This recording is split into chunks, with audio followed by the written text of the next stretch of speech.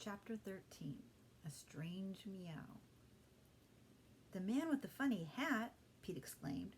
"He's the one who stole our toys." "Then this is more serious than I thought," Mr. Hollister said. He confessed that up to now he had thought the intruder only a harmless prankster. "But he's up to something, and he must have the missing suitcase. I didn't tell you children before, but it contains some important papers that I must get back." Picture.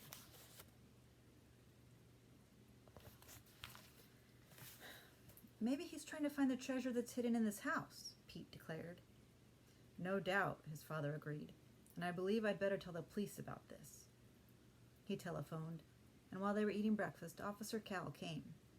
He thought that the clue of the picture was so good that the police should be able to solve the mystery easily. He suggested that this information be kept a secret, so the Hollisters agreed to say nothing about their latest clue to anybody. Even little Sue promised not to tell her friends.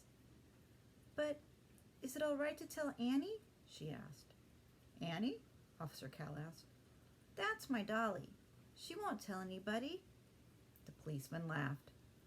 Then Pam told him the happy Hollisters thought the intruder was after a treasure that might be hidden in the house.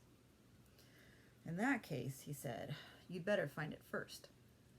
"We've already looked," said Holly. "A good detective never gives up," he smiled as he went off. "Let's play detective," Ricky suggested. "We'll find the treasure and the man with the funny hat and our toys and your suitcase, Dad." He laughed. "A big order, but good luck to you. I'll expect a report tonight." During the day, the children played detective seriously. When a peddler came to the door, Holly looked up at him and asked, "Do you have a funny little red hat?" The peddler looked very much surprised. He said yes, he had a little red hat which he wore years ago to a costume party, but he had not seen it in years. He supposed it was in his attic. "Would you like to have it to play with?" the man asked. Holly said no, that was not the hat she had meant. Then the man sold Mrs. Hollister 2 quarts of strawberries and went away. That night, at the supper table, as Mr. Hollister was pouring cream on his dish of berries, he said, "Well, what did you young police assistants do today?" "I looked under every bush in our yard," Ricky said. "I thought maybe the treasure was buried somewhere outside. But I did find an Indian arrowhead." He held up the prize in his hand. Holly reported that she had searched in the garage, and she really had found a treasure. "It was stuck behind one of the beams," she said, as the others listened intently. From her pocket, she brought out an old-fashioned coin purse.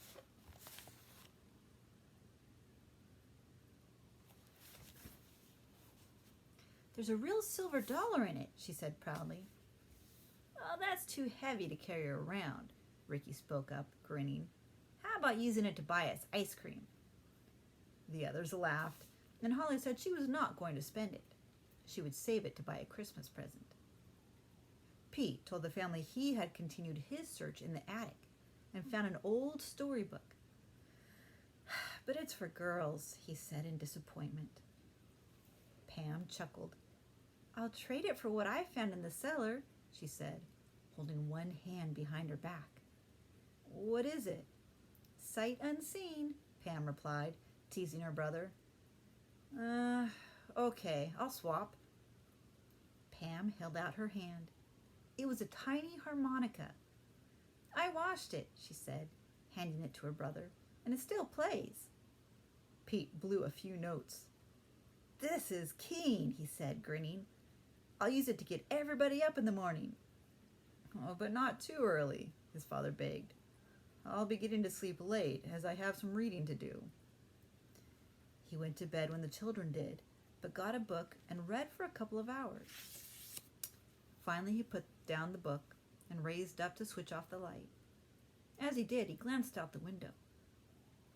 Mr. Hollister was startled to see a dark, shadowy figure cross the lawn and disappear in the direction of the lakefront. "If that's the prowler, I'll get him this time," he told himself. Slipping into his robe, he He tiptoed downstairs and out of the house. Someone was making a rustling noise on the dock. As he noticed the person bending over, Mr. Hollister said to himself, "I wonder what he's up to. Maybe he's going to steal our boat." He took a few steps forward noiselessly. Finally, he was about 10 feet from the dock. In the darkness, he could make out that it was a small fellow, just the right size to slip through the cellar windows. "Halt, whoever you are!" Mr. Hollister shouted, at the same time leaping toward the prowler. As his hands gripped a pair of legs, there was a muffled shout, and the person crumpled on the dock. "Don't move, I have you," Mr. Hollister said. But Dad, it's Pete. Let me up." Mr. Hollister released his grip. He stared unbelievingly, then laughed heartily as he helped Pete up. "I'm sorry, son. I thought you were our intruder. What on earth are you doing here?" "You sure are a good football tackle," Pete said. "I was just setting out some catfish lines." He said they had already been set, and that he was picking up his can of worms when his father jumped him. "I don't understand why Zip didn't bark when he heard you leave the house," Mr. Hollister said as they went back together. Pete chuckled. "I took care of that," he announced. "I put Zip in Pam's room." Next morning, Pete was the first one out of bed. He jumped into his clothes and ran from the house to the lakefront. One of his lines was stretched tightly. Pete pulled it in. On the hook was a catfish 2 feet long. It thrashed about in the water as Pete lifted it up. "Hey, look at this! Look what I've caught!" he shouted. The other children came running from the house, followed by their parents. When little Sue saw the catfish, she jumped back in alarm.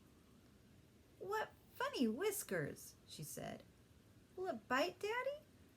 When Mr. Hollister said it might, Sue skipped a respectable distance away, but she was still full of questions about the fish. Mr. and Mrs. Hollister walked toward the house, but the children remained behind. Sue asked Pete, "Why do they call it a catfish, Pete?" "I guess because it can meow," her brother replied, teasing her. "You're awful," Pam said. "Sue, it's because it has whiskers, like a cat." "And I think they live among the cattails, too," Ricky put in. Sue was confused. Can a catfish really meow like a cat?" she asked. Her big brother did not know whether to tease the little girl anymore or not. He took the hook from the fish's mouth and held the big prize up. Then, suddenly, a funny look came over his face. The fish seemed to be talking. "Meow, meow," it said. This was followed by a purring sound. Pete's jaw dropped open. He looked at Pam in amazement. The fish is meowing," he said meekly. "Well, sure, that's what you told me," Sue said. Pam's eyes grew as big as lollipops. Again came the soft meow, meow, meow. Pete dropped the catfish. This was more than he could stand. A catfish that meowed like a kitten? Even Ricky was a little frightened by the whole thing. Just then, the children heard somebody laugh. They turned to look. Mr. Hollister stepped from behind a tree near where they were standing. "Do I make a good catfish?" he asked. "You really thought the fish was meowing?"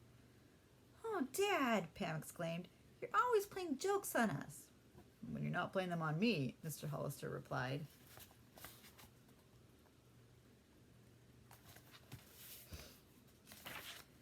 Pete merely grinned. He ran into the house for a knife with which to skin the catfish. Then he asked permission to build a fire near the dock so he could broil it. Mr. Hollister said this would be all right if the children were careful. He left for the trading post. After the fire had been started, Pam brought a skillet from the kitchen with some butter in it. The big fish was cut in pieces and put into the pan. This was the first time Sue had seen such a thing. She became so excited that she skipped and pranced around the fire. "Don't get too close, Sue," Pam warned her. The little girl moved away, but a few moments later, she was back again. Pete and Holly had gone for more wood, Pam went to get more butter. Suddenly Ricky, who was nearby, gasped. As Sue whirled about, her dress touched a sudden flame which shot upward. In a moment, it was on fire. Ricky rushed over to his sister. He pushed her to the ground and began beating out the flames with his hands. And that's the end of the chapter. Chapter 14 is called Kittens Adrift.